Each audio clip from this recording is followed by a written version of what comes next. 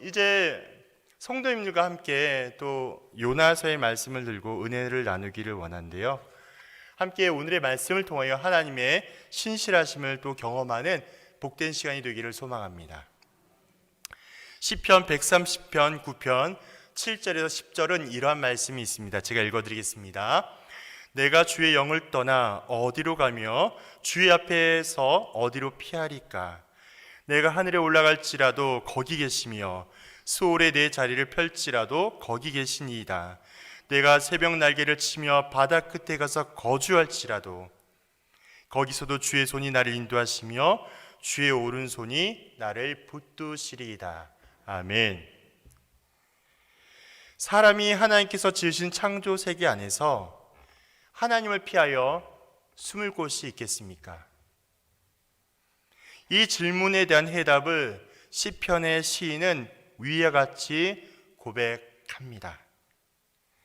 모든 세계와 모든 창조물이 하나님께서 지으신 것이라면 모든 세계는 하나님의 다스림 아래에 있습니다. 그렇기 때문에 하나님을 피하여 숨을 수 있다라는 생각, 그것이 바로 어리석은 것이죠.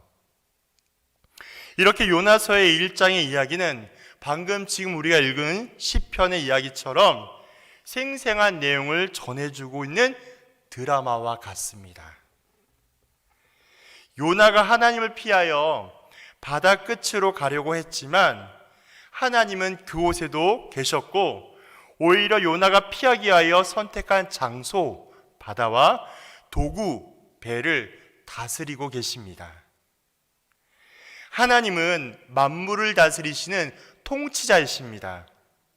그렇기 때문에 하나님의 다스림에 대하여 대항하는 자는 반드시 심판을 받게 되죠.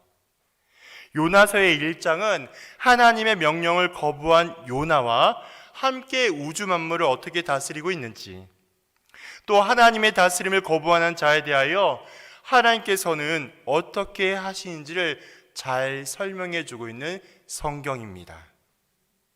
요나서는 짧게 말씀을 드리면 주전 8세기에 정치적, 경제적으로 풍요로우면서도 종교적으로 타락하여 자신의 본질적인 사명을 망각한 이스라엘의 이야기를 주로 담고 있습니다.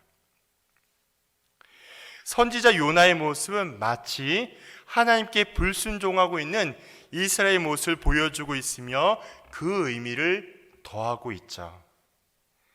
이러한 자신을 바라보며 하나님 앞에 얼마나 교만하고 이기적인지를 지금 이야기하고 있습니다.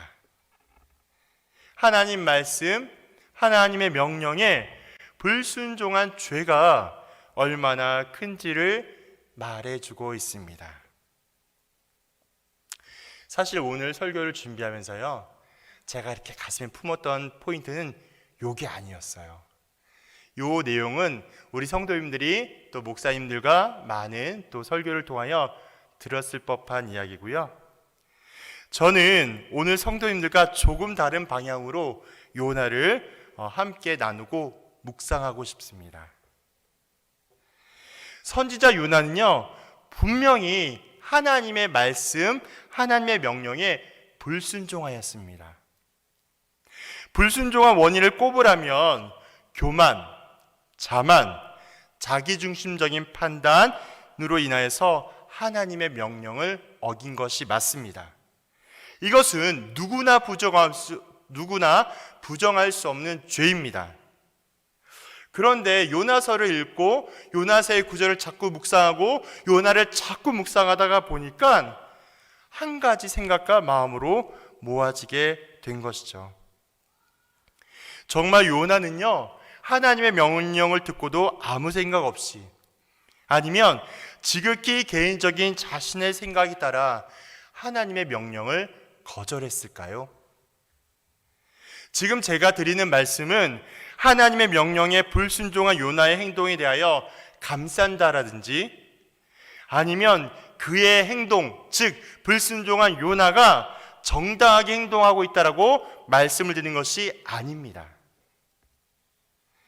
요나는 명백히 하나님 앞에서 죄를 지었습니다. 하지만 이 요나의 불순종한 모습을 바라보게 되면서 끊임없이 저를 대입하게 되었죠. 저를 생각하게 되었습니다. 그 모습을 보면서 나라면 어땠을까? 내가 요나라면 어땠을까라는 생각이 들었습니다. 일평생 원수와 같은 사람들을 위하여 회개의 복음을 내가 선포할 수 있을까라는 것이 바로 제 마음이었던 것이죠. 복음을 선포하게 된다면 그 복음을 통하여 구원의 은혜를 얻게 되고 영원한 생명을 얻을 것이 분명한데, 내 눈앞에서 아수르 저 니느웨 성이 반드시 처참하게 멸망당해야 되고 쓰러져야 마땅한데, 지금 나보고 그 니느웨 성에 가서 복음을 전하라고 말씀하고 계시니 도무지 이게 상상이 되지가 않았던 것입니다. 이스라엘 민족을 향하여 끊임없이 괴롭히고 끊임없게 힘들게 만들었던 아수르, 그들을 향하여 회복의 메시지를 전하라고 하는 것은 죽기보다, 아니면 어쩌면 죽을 만큼 힘든 일이라고 여겼는지 모르겠습니다. 그래서 요나의 불순종, 하나님 앞에 범죄함은 너무나 당연한 죄가 맞지만, 죄를 짓게 하는 그 과정, 그 모든 요나의 고민과 갈등이 저에게 고스란히 다가왔어요. 하나님의 명령을 따른다라는 것, 우리 성도님이 너무나 잘 알고 계시겠지만, 말씀에 따라 즉각 순종한다는 것은 말처럼 쉬운 일이 아니죠. 물론 성령님의 강권적인 인도하심과 역사하심으로 다른 모습을 보여주고 순종할 수 있는 것처럼 여겨질지 모르겠지만, 일반적이고 보편적인 상황 가운데 말씀을 즉각 순종한다는 것은 매우 어려운 일입니다. 우리는 불순종한 것은 분명히 죄가 맞다는 것을 기억하셔야 됩니다. 그러나 여전히 이해관계가 얽혀있고 상대방을 향한 분노와 아픔과 미움이 남아있을 때에는 그 명령을 따른다는 것이 좀처럼 쉽지 않은 겁니다. 그렇게 요나서를 처음부터 읽고 요나서의 구절을 묵상하고 기억할 때마다 요나가 생각났어요. 얼마나 힘들었을까. 죽기보다 싫어했던 그 원수를 향하여 복음을 외치라는 하나님의 명령이 얼마나 힘들었을까. 하나님 편에서 회개의 복음을 외치는 건 매우 당연한 일입니다. 그러나 평생 원수로 아픔과 남아있는 그 자들에게, 그 사람들에게 복음을 외치라는 것은 도저히 상상할 수 없는, 그래서 차라리 하나님 나를 죽여주십시오 라고 하는 것이 더 나을지도 모르겠습니다. 하나님의 말씀과 명령은 시작되었지만 해결되지 않는 용서와 아픔이 도저히 명령을 따를 수 없게끔 만드는, 그래서 결국 죄를 짓게 만드는, 어떻게 보면 자신의 죄에 대하여 합리하게 들 정도로 아픈 상황이 지금 요나의 상황입니다. 그러나 하나님은 요나와 다릅니다. 하나님의 마음과 하나님의 생각은 요나와 반드시 차이가 있습니다. 요즘 젊은 우리 청년들의 표현을 빌린다면 이렇습니다. 클래스가 달라요. 클래스가. 하나님의 클래스, 선지자의 클래스. 무슨 말입니까? 격과 급이 다른 하나님의 생각과 계획은 반드시 다름을 말씀을 드리고 싶은 것이죠. 2절에 보니까 그 악독이 내 앞에 상달되었음이니라 라는 말씀이 등장합니다.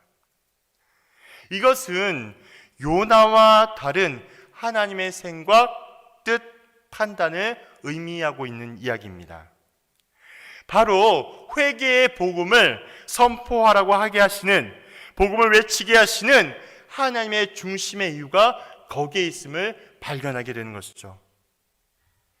도무지 이해할 수 없는 상황과 그 도무지 이해할 수 없는 환경 가운데 요구하시는 하나님, 원수를 사랑하고 끊임없이 그 원수를 품으라고 요구하시는 하나님의 명령 앞에 할 수만 있다라면 내가 반대라도 가서라도 피하고 싶고 아무도 모르게 살고 싶은데도 불구하고 끝까지 찾아오셔서 자신의 일, 하나님의 구원의 일을 완성해 가시는 하나님을 대할 때마다 그 일을 펼치고 그 일을 완성하신 하나님, 하나님의 중심은 범죄한 그들에게 회개의 복음을 전하고 복음을 통하여 그들이 진실로 회개하는 것, 하나님께 되돌아오게 하는 것입니다. 회개를 통하여 진실로 받아주는 것, 사랑해 주는 것, 선지자 요나에게 말씀하신 하나님, 하나님의 중심은 그들을 향하여 복음의 메시지를 전하고 그들에게 회개와 용서로 사랑으로 순종해야 함을 권면하고 있기 때문입니다. 그래서 우리가 요나서를 묵상하고 대할 때마다 단지 표면적으로 나타나는 요나가 하나님 말씀을 선포하기를 들었는데 배를 타고 딴 데를 가버리네? 끝! 이게 아니라 얼마나 아픈, 얼마나 갈등과 고민이 많은 상황 가운데도 불순종하면서까지 그토록 고민하고 있는 요나를 생각하면서 하나님의 용서와 사랑이 얼마나 큰지를 끊임없이 기억해야 합니다. 만약 니느웨 사람들의 죄악을 하나님께서 그대로 두신다면 어떠한 결과를 가져올 수 있겠습니까? 우리 성도님들이 생각하시는 것처럼 만약 그 죄악을 그대로 두게 된다면 니느웨 사람들의 멸망, 영원한 죽음을 경험하게 될 것입니다. 그러면 요나의 마음은 어떨까요? 성경에 나타나 있지 않지만 지극히 개인적인 마음으로 상상해 볼 때에 한편으로는 조금 마음이 시원하지 않겠습니까? 하지만 우리 하나님은 어떠한 분일까요? 하나님은 용서와 사랑의 하나님이세요. 하나님은 선택하신 인류를 향하여 구원의 능력을 펼치시는 하나님이십니다. 하나님을 알고 믿는 유대인만의 구원의 하나님이 아니라 하나님을 모르고 믿지 않은 이방인까지도 모든 사람들을 향한 하나님의 사랑, 구원의 소망이 하나님의 뜻 안에 있기 때문입니다. 이처럼 하나님의 사랑, 구원의 역사는 오늘도 여전히 진행됩니다. 우리의 생각과 뜻으로 하나님의 구원의 역사를 모두 알 수 없겠지만 하나님은 하나님의 편에서 하나님의 일, 구원의 역사를 이루어 가십니다. 그 과정 가운데 우리 모두를 택하시고 사용하십니다. 그러므로 예수 그리스도를 구원자로 믿는 우리 모두는 복음 전하는 일에 최선을 다해야 합니다. 본문은 3절을 통하여 선지자 요나의 본격적인 불순종, 죄를 구체적으로 소개하고 있습니다. 여호와의 얼굴을 피하려고 라는 단어가 문장이 나오게 되는데요.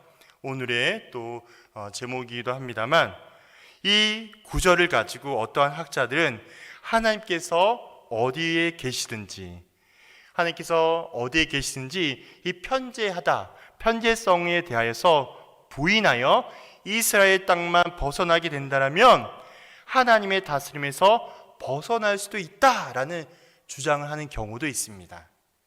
다시 이야기하면 어떠한 일부의 학자들은 이 구절만 놓고 보았을 때에 하나님의 여호와 얼굴을 피하게 된다면 하나님의 통치와 다스림을 벗어날 수도 있다라고 말도 안 되는 주장하는 경우들이 있죠. 그러나 이 구절만으로 요나가 하나님에 대하여 잘못 알고 있다라고 또 단정짓는 것은 무리가 될 수 있으며 단지 요나 자신에게 주어진 말씀으로 거절하기 위한 해석하는 것이 가장 자연스럽습니다. 하나님의 말씀을 하시는 곳, 하나님께서 명령하시는 곳, 가라고 명령한 땅에서 되도록 멀리 떨어지라고 했다라는 해석이 제일 정확합니다. 다시 설명을 드린다면 여호와의 얼굴을 피하려고 라는 그 말씀의 문장이 하나님께서 명령하신 땅에서 최대한 멀리 떨어지려고 했던 것이라고 해석하는 것이 가장 자연스럽습니다. 그리고 나서 그 장소는 어디냐면 다시스예요. 하나님은 니느웨에 가라고 말씀하셨지만 요나가 택한 곳은 다시스입니다.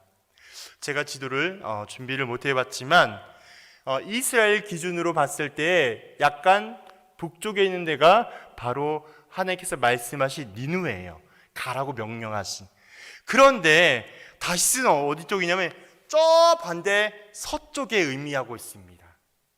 하나님은 이스라엘 기준으로 이 위쪽을 가라고 이야기했는데 지금 요나는 여기에서 이 위가 아니라 정반대인 저쪽을 향하여 가려고 했던 거예요. 다시스는 지금의 스페인의 서남부의 해안 위치하고 있는 해안의 대도시예요. 다시스는 무역의 중심지이며 교통이 발달하였고 세속과 쾌락이 풍성한 도시로도 유명합니다. 이렇게 이스라엘 중심으로 바라보게 될 때 다시스는 니느웨와 정반대에 위치한 항구 도시입니다. 얼마나 요나가 피하고 싶었으면 그 위쪽으로 가라고 명령하신 하나님의 말씀에 완전히 불순종하여서 정반대인 다시스로 향하여 가려고 했겠습니까? 그래서 오늘의 말씀은 다시스로 가기 위하여 도착한 것이 욥바예요. 이 욥바라는 곳이 어떠한 곳이냐면요, 예루살렘에서 북서쪽에 위치한 항구 도시입니다. 이곳은요 수심이 깊지 않아서요 다시스로 왕래하는 대형 선박이 정박하기가 어려운 항구이기도 합니다.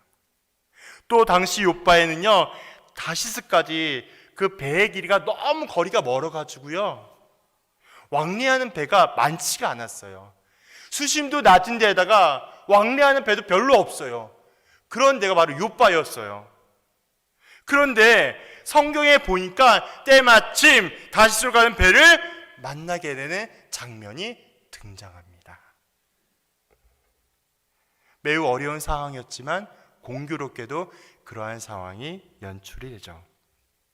이러한 모습, 이러한 상황이 요나에겐 행운이라 여길지 모르겠지만 결과적으로 가장 큰 어려움을 겪게 되는 출발점이 됩니다.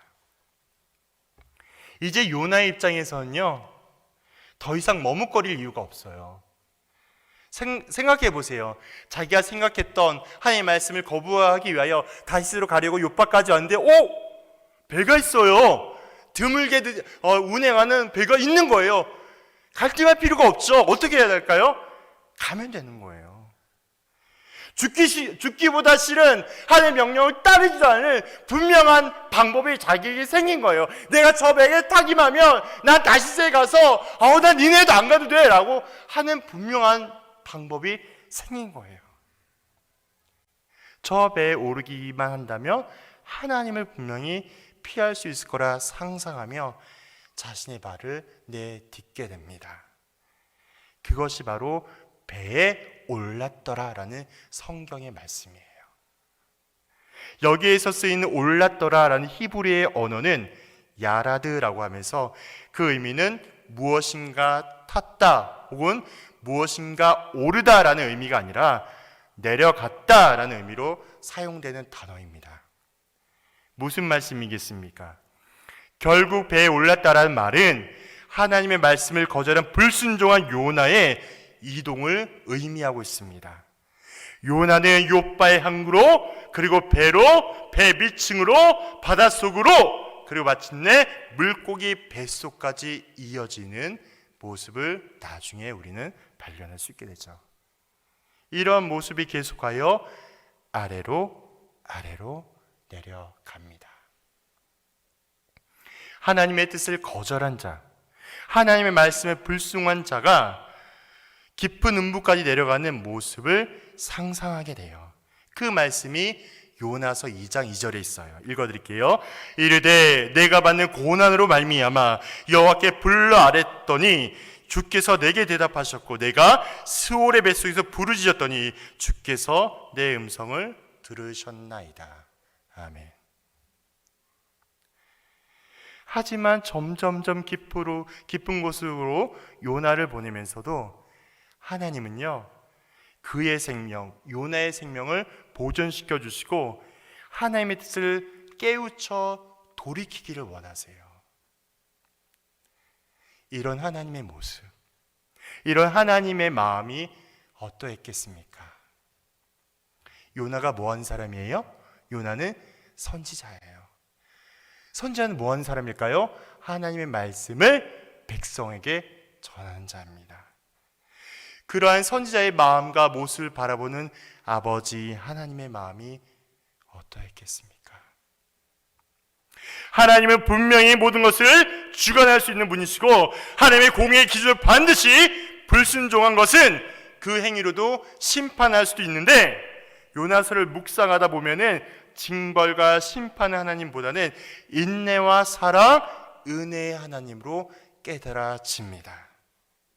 그럼에도 불구하고 끝까지 기다려주시는 묵묵한 내 아버지, 어떠한 잘못과 범죄함이 있다 할지라도 참으시고 받아주시는 아버지, 나를 사랑하사 자기의 십자가 형틀로 용서해 주시고 끝까지 지켜보아 주시는 아버지, 그 아버지가 우리의 아버지 왕 되신 하나님이세요. 그 은혜와 사랑으로 지금 이 자리에 예수님 때문에 저와 성도님들이 계실 수 있는 거예요. 우리 흔히 고백하잖아요. 아무 공로, 자격 없는 내가, 아무 의의가 없는 내가 예수의 피 때문에, 예수의 십자가 때문에 있는 거잖아요. 그 아버지의 마음 때문에 우리는 예배를 드릴 수 있게 됩니다. 오늘의 말씀의 본문을 통해 우리 어떻게 적용할 수 있겠습니까? 간단히 두 가지만 말씀드리겠습니다. 첫 번째는요, 나도 요나와 같은 사람입니다.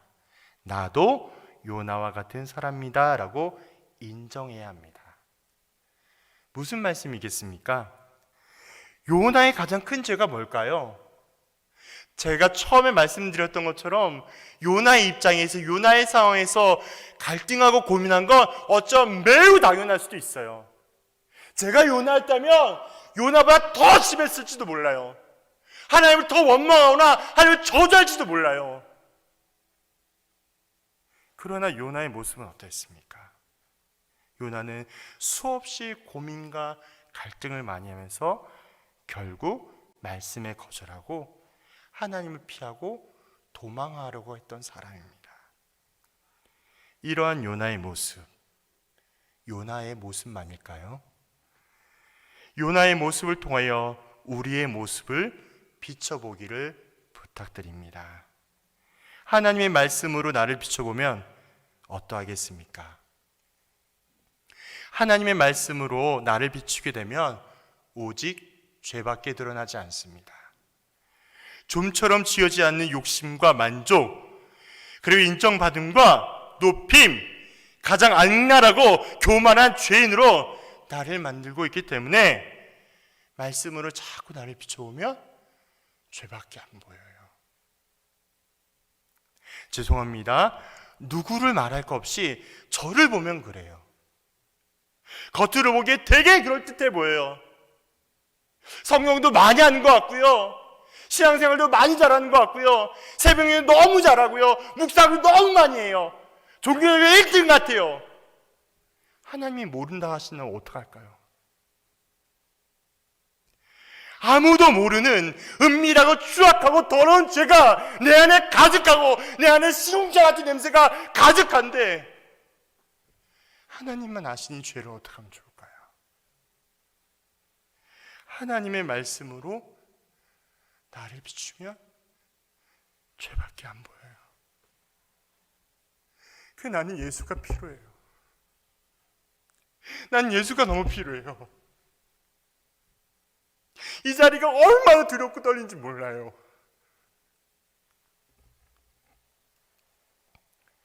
하나님 앞에 말씀을 설 때는요, 두렵고 떨립니다. 똑같은 성경을 읽고 묵상하며 받아들이게 될 때는요, 전혀 다른 다양한 깨달음과 적용이 될 수 있는 것은 나와 동행하시고 성령께서 함께 하시는 상황 가운데 깨달음과 적용이 다르기 때문에 그렇습니다. 그렇게 말씀 앞에 서게 되면요, 두렵고 떨려요. 나의 죄, 나의 욕심, 나의 약함이 말씀을 통해 가장 선명하게 보이기 때문입니다. 내가 할 수 있는 유일한 것이 무엇일까요? 나의 약함과 죄를 인정하고 가장 거룩하고 존귀하신 하나님만 인정하면 됩니다. 말씀이 기준이 되어서 성령의 깨달음으로 구별하고 적용된다면 온전히 이루어갈 수 있도록 성령의 인도하심을 구하면 돼요. 비록 보잘것없는 억지와 같은 부족한 행함, 순종인다 할지라도 약할 때 강함 되시는 주님을 인정하며 하나님께 더욱 맡기는 내가 되어야 합니다. 그러므로 매일 매순간 거룩한 십자가를 기억하고 내가 죄인임을 철저하게 인정합시다. 오직 예수님께서 예수님의 도우심과 인도하심을 간구하며 하나님께서 모든 것을 이루어 가시도록 하나님께 맡깁시다. 전적으로 하나님만을 신뢰합시다.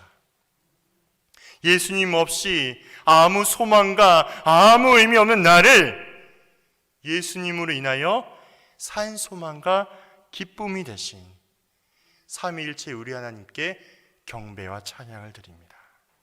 두 번째 적용점은요, 원수를 뛰어넘는 용서와 사랑을 실천합시다. 첫 번째가 나도 요나와 같은 사람입니다 라는 죄를 고백하였다면, 두 번째는 용서와 사랑을 실천합시다. 요나의 불순종을 통하여 더욱 선명하게 보이는 것은 용서와 사랑이 얼마나 중요한가를 말해주고 있어요. 요나는요, 아픔과 슬픔과 분노로 인하여 하나님의 사랑과 용서를 잊어버린 거예요. 이런 모습은 요나 자신도 하나님께 구원을 얻은 자임을 잊어버리는 것과 똑같은 것입니다. 요나 자신 나는 은혜로 구원을 얻었으면서도 내게 원수가 되는 자들은 멸망당해야 한다. 이러한 생각과 마음은 하나님의 마음을 온전히 아는 자가 아닌 것을 보여줍니다. 비록 현실적인 아픔과 미움이 있을지라도 모든 것을 하나님께서 계획하시고 이루신다는 사실을 기억하셔야 합니다. 그래서 하나님 아버지의 마음으로 생각하고 받아들이셔야 해요. 말처럼 쉽지 않고 어쩌면 불가능하다고 여기는 용서와 사랑을 실천하셔야 합니다. 우리 유명한 말 있잖아요. 다른 것은 틀린 게 아니에요. 나와 다른 것은 틀린 게 아니라 나와 다른 것은 다른 것뿐이에요. 우리 공동체 안에 다른 누군가 다가왔다면 그를 향하여 이방인과 다른 사람의 취급을 하는 것이 아니라 그가 우리와 함께 온전한 연합을 이룰 수 있도록 기다려주고 사랑하여주고 받아주는 것, 그것이 그리스도의 공동체가 아니겠습니까? 말처럼 쉽지 않고 어려운 이 용서와 사랑을 하나님의 능력으로 예수님의 이름으로 선포하며 나아갑시다. 내 상식으로 이해가 되지 않고 받아들일 수 없는 원수라 할지라도 아버지의 마음으로 바라볼 줄 알아야 합니다. 나도 하나님께 먼저 용서받은 자임을, 나도 하나님께 먼저 용서받은 자녀임을 기억하고 다른 이를 향한 용서와 사랑 받아줌으로 하나님의 사랑을 실천할 수 있어야 합니다. 그것이 먼저 은혜와 사랑을 입은 자의 마땅한 행위이며 하나님 앞에 드려야 할 모습이 되기 때문입니다. 그러한 마음과 그러한 행함으로 하나님의 기쁨과 성도의 유익과 교회의 성장이 될 수 있기를 예수님의 이름으로 간절히 소망합니다. 기도하겠습니다. 아버지 하나님, 요나의 마음을 통하여 불순종한 죄를 다시 한번 바라봅니다. 하나님, 내가 하나님 앞에 얼마나 범죄한 죄인인가를 늘 깨닫게 하여 주시고 교만하지 않도록 성령의 은혜와 능력으로 깨닫게 인도하여 주옵소서. 특별히 용서와 사랑으로 그리스도의 사랑을 실천하게 하여 주시고 나보다 남을 향하여 사랑하며 섬길 수 있는 십자가의 사랑을 구현할 수 있는 예수님의 제자가 될 수 있도록 복의 복을 더하여 주옵소서. 주님께 모든 것을 맡겨드리오며 살아 역사하시고 부활하신 예수님의 이름으로 기도하옵나이다. 아멘.